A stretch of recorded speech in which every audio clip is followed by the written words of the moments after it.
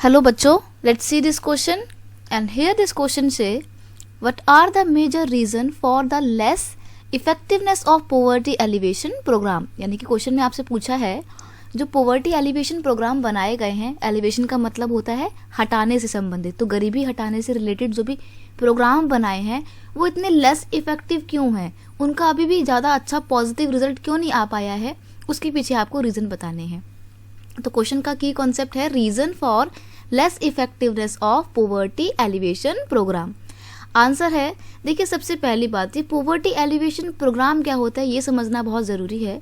Poverty alleviation programme, this programme aims to reduce the rate of poverty in the country by providing proper access to food, monetary help, ये help है, and other basic things for survival of a person. यानी कि ये जो programme है poverty alleviation programme, इनका main aim क्या है, इनका मेन उद्देश्य है, पर्पस है गरीबी की दर में कमी लाना। और कैसे गरीबी में कमी लाई जा सकती है, by providing proper access to food, लोगों को खाना ठीक समय पे ठीक ढंग से प्रोवाइड करवा के, लोगों को मॉनिटरी हेल्प प्रोवाइड करवा के, ताकि वो अपना खुद का कोई काम स्टार्ट कर सके और अपनी इनकम जनरेट कर सके। और उनकी सर्वाइवल के लिए जो बेसिक थिंग्स हैं वो अगर हम किसी व्यक्ति को प्रोवाइड कर देंगे तो वो पोवर्टी जो है पोवर्टी से बाहर आ सकता है। अब रीज़न क्या है कि जो पोवर्टी एलिवेशन प्रोग्राम बनाए गए हैं वो लेस इफेक्टिव रह गए हैं, कम इफेक्टिव रह गए हैं। तो रीज़न है number one of the major reason is the lack of proper implementation and right targeting. देखिए सबसे मेन रीज़न ये है कि जो ये प्रोग्राम तो बना दिए गए हैं लेकिन इनको ठीक से इम्प्लीमेंट नहीं किया गया है। ग्राउंड लेवल पे इनको जब ठीक से लागू ही नहीं किया जाएगा तब तक इसका पॉजिटिव रिजल्ट सामने आएगा।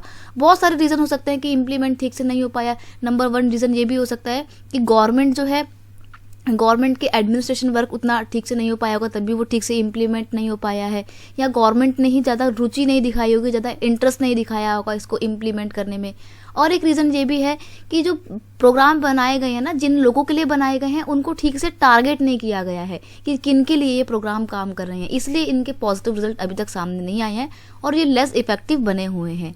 नेक्स्ट है, moreover there has been a lot of overlapping of scheme.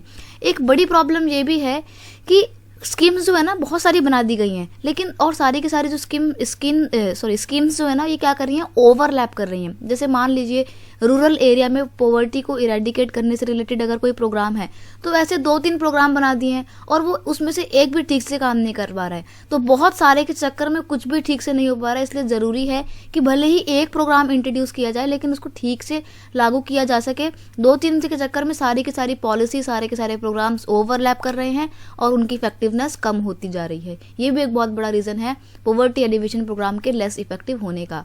एक और रीज़न है, despite good intention the benefit of these schemes do not reach to the deserving poor completely। अब देखिए गवर्नमेंट तो एक बहुत अच्छी इंटेंशन के साथ इन प्रोग्राम्स को बनाती है कि गरीबी में कमी आएगी, लेकिन ये जिन लोगों के लिए बनाई जाती है ना, जिन गरीब लोगों के लिए बनाई जाती है, जिन डिजर्विंग लोगों के लिए बनाई जाती है प्रोग्राम्स या पॉलिसी, उन तक इन प्रोग्राम्स के बेनिफिट या लाभ नहीं पहुंच पाते हैं। तो जब गरीबों तक ही इन पॉलिसी के या इन प्रोग्राम्स के लाभ नहीं पहुंचेंगे तो गरीबी में कमी कैसे आएगी। इसलिए आज भी सोसाइटी में पॉवर्टी बनी हुई है और पॉवर्टी कंप्लीटली एलिविएट या इरेडिकेशन, उसका पॉवर्टी का इरेडिकेशन ठीक से नहीं हुआ है।